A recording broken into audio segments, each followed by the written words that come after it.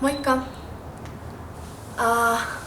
Tasan vuosi ja 2 päivää sitten mulla tuli sähköpostiin viesti, että sä lähdet Meksikon vaihtoon. Mä en oikein tiedä, mitä mun olisi mennyt tässä vaiheessa ajatella, vaan mä menin ihan panikkiin. Mä olin, että mä oikeesti lähden Meksikoon. Totta kai mitä mulla tuli ekan siitä mieleen on nämä stereotypiat. Sombrerot, takot, huumesodat, niinku vaarallisuus. Mut mä olin kuitenkin niin innoissani, että mä pistin heti saman päivän laskurin käyntiin. Ja se näytti, että mulla on 183 päivää Meksikon lähtöön. Siinä sit oli 3 vuotta aikaa totutella, että mä oon oikeesti lähdössä maailman toiselle puolelle yksin. Välillä mä mietin, että oikeesti, että miksi mä lähden, että mulla on elämä tällä hetkellä ihan sika hyvin täällä.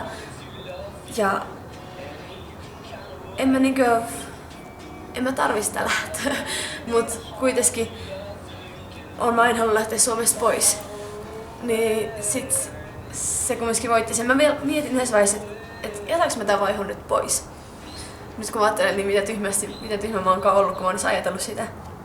Kuitenkin 5 vuotta meni, mä olin tottunut jo ajatukseen.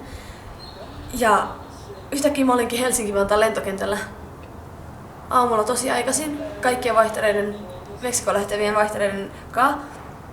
Ja mä olin paniikissa. Mä olin että mä oikeesti lähden. Se oli niin hankala tajuta. Kun mä hyvästelin mun perheen ja mun kaverin,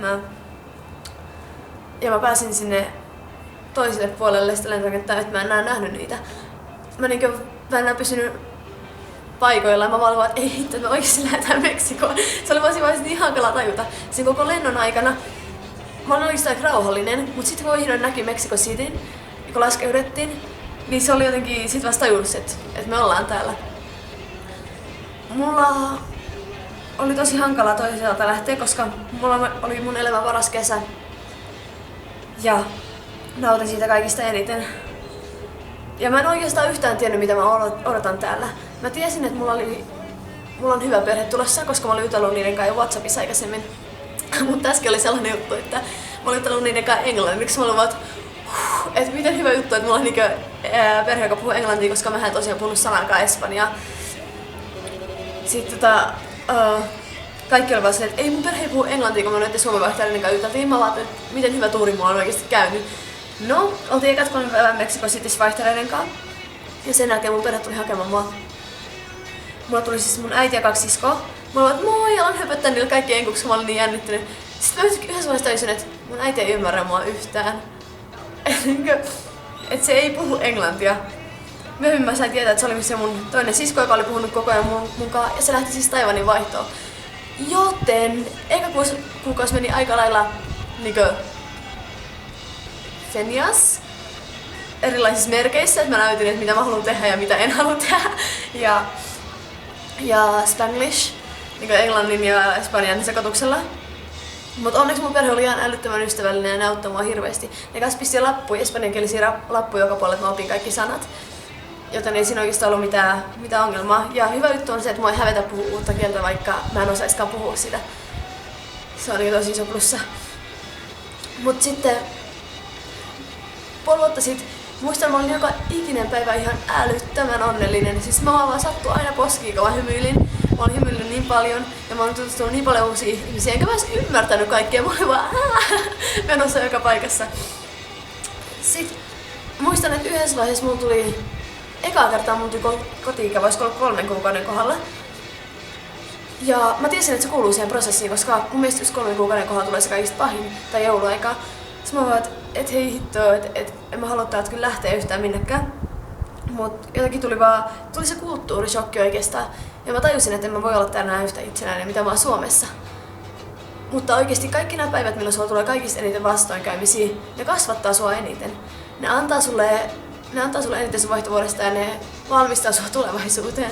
Niin kornilta se kuulostaakin, niin se on.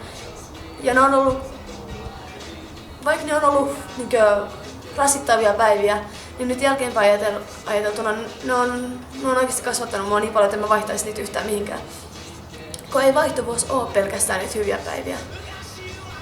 Ei todellakaan. Mutta nämä hyvät päivät on taas kans niin paljon parempi mitä Suomen hyvät päivät, ainakin mulla. Et mä kestän vaikka 10 huonoa päivää yhden hyvän päivän. Ja tänään mulla on just tosi hyvä päivä. Mä oon Meksikoon tulossa kasvanut niin paljon henkisesti ja oppinut kanssa niin paljon itsestäni. Mä oon löytänyt uuden harrastuksen, mitä mä todellakin haluan jatkaa Suomessa, eli crossfitin. Ja mä oon tutustunut niin paljon uusiin ystäviin, joita mä tiedän, että tulee olemaan mun ystäviä niin mun elämän loppuun asti.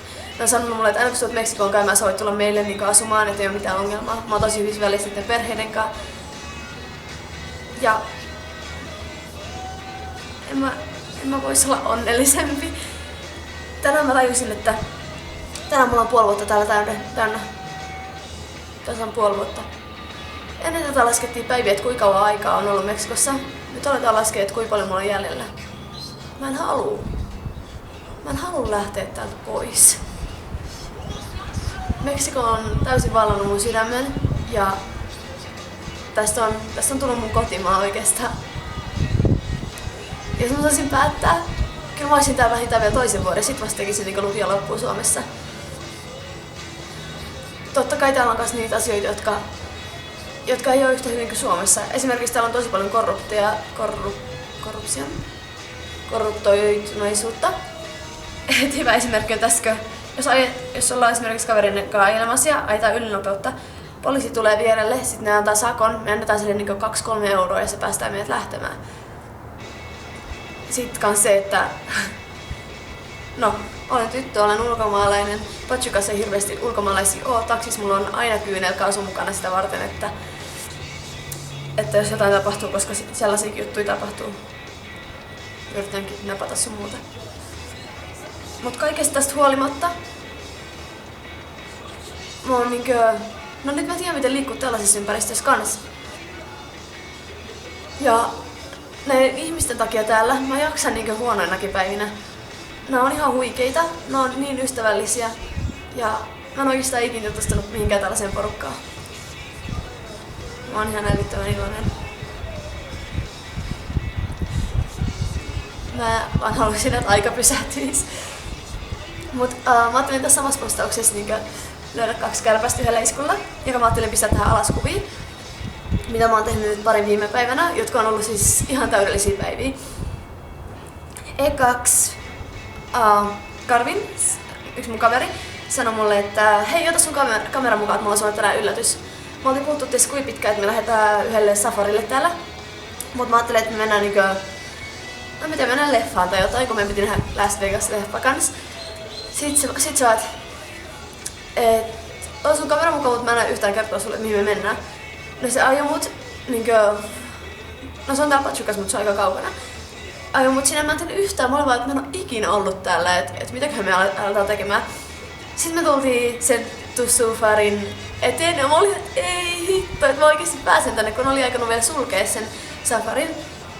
Ja mä ajattelin, että en mä enää pääse sinne. Me tultiin sisään, niin siellä oli strutseja, aasia ja se on kaikki maailman eläimiä juoksemassa vapaana.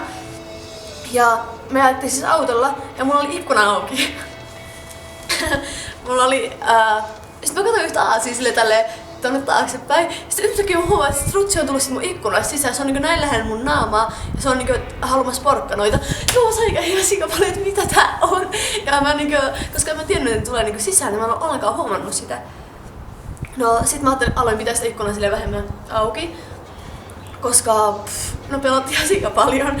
Mut kuitenkin me nähtiin kanssa ei silleen, mutta ei kyllä ollut ulkona. Mutta sitten kun me mentiin zebrojen luo, zebrojen ja laamojen ja mitä muuta, niin mulla on ikkuna kokonaan auki. Ja mä olin siinä pelkään paikalla silleen, en nyt vähemmin ajatellut.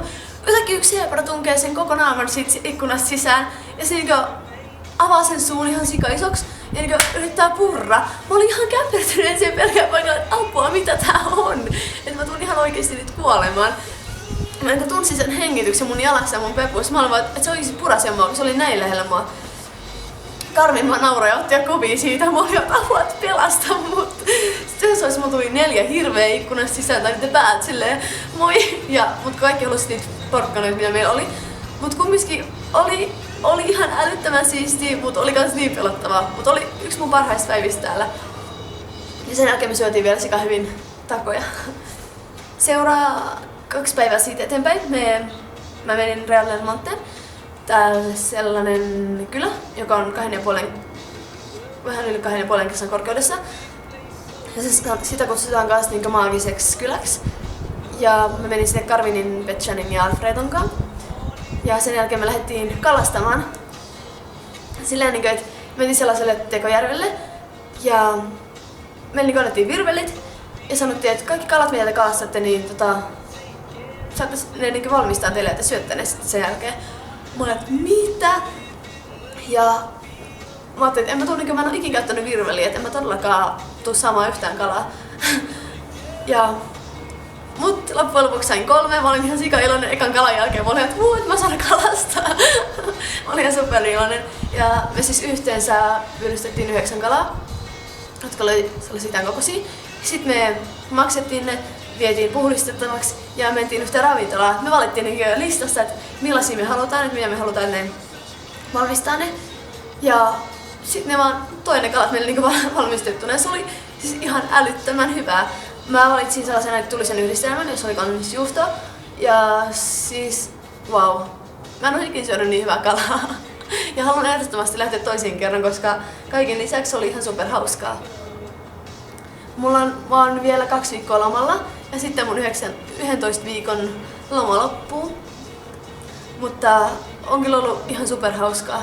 Ja ei se mitään, koska sit kun mä lähden kouluun, eli 4.2, niin 11.2 mun iske ja mun sisko tulee tänne ja me lähdetään rannalle.